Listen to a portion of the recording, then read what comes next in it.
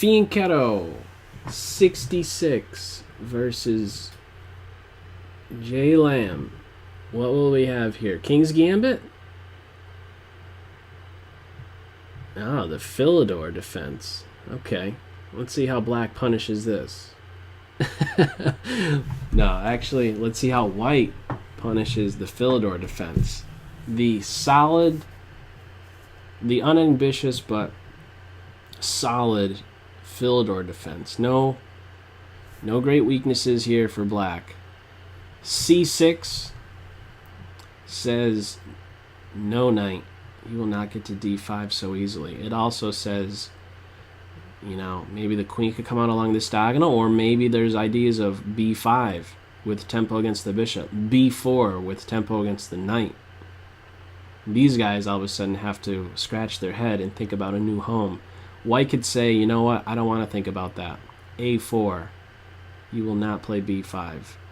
So this is sometimes a reaction a4, and we are seeing that. How does black conclude development is a question I have. Bishop d7, it would not be one of the candidate moves. I would actually consider bishop g4, h5 here, but I don't know if that maybe runs into trouble about the bishop getting trapped.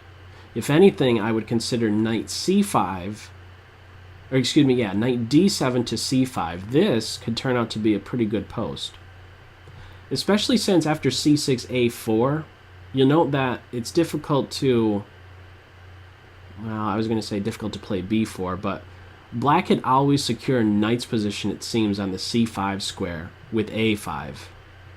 So I don't like bishop d7. This is one of, I classify this as one of those half-developing moves. Off the back rank, but beyond that, not doing a whole lot. Knight d7 to c5 would have been my idea there. And now there's some issue with d6. An issue with d6. As soon as the knight moves, he will be hit twice, but black is now making use of a tricky tactic. Fork. That is an interesting way to liquidate the white pawn center. How have things now changed? White, I believe, is still the better side because of their lead in development.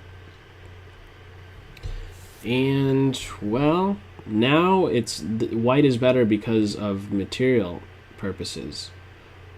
White got out of that fork, and now after this recapture, the rook is hit, and black is still needing to do what? They're still needing to regain the piece. But now they're down the exchange. So let's see how exactly white converts this. For the exchange, black has a pawn, but they are in no position to do anything harmful to white.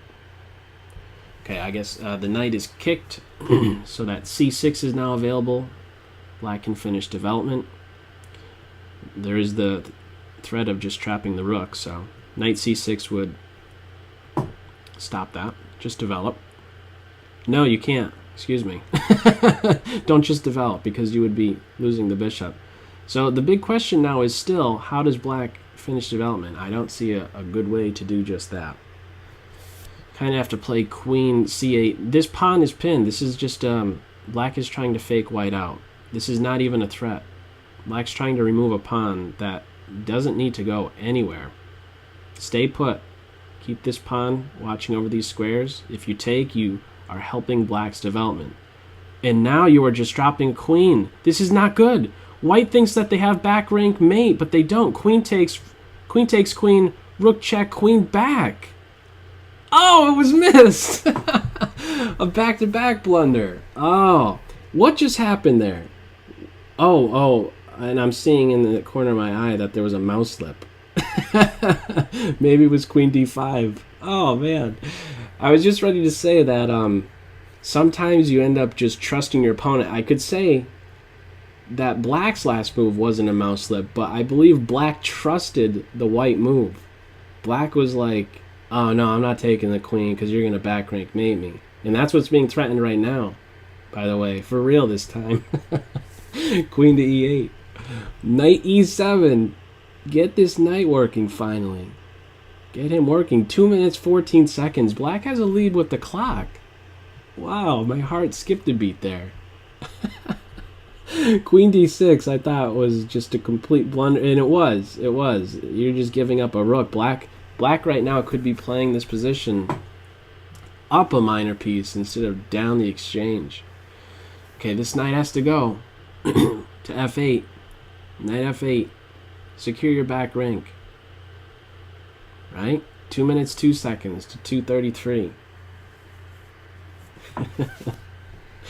Here we go. Maybe black will end up getting a back rank on white. Neither side has invested time to give a flight square for their king. Who's going to do that first? Whenever there's still major pieces on the board and you don't have a flight square for your king, better be careful. You better be careful. There is maybe possibilities for b6, queen c7. Why not? Don't give up on this pawn just yet. He's come so far, right? a4, he took a pawn. He's only 3 ranks away. Go to b6. If you get him one day, then what?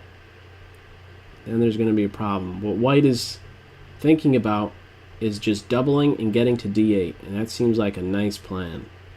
A nice plan, and now it's tough to deal with. Yeah, this is game over. Rook d8 probably no matter what. Is this like a no matter what move? Probably. Unless rook a1 is played or something crazy. Still, rook d8 pins. Rook d8 pin. Maybe white's going to go with the queen exchange. King here and then the rook check. Here immediately is best. Queen is cooked. Are we going to have resignation? Actually, yeah, it's not. You're not even getting a rook for it. This is netting a full queen or the king. That's how powerful this is. Putting pressure on f8 twice. Can't be defended. It would be a different story if if there was a flight square, or if a knight can make use of h7. All right, we have resignation. Good games. All right, good game, guys.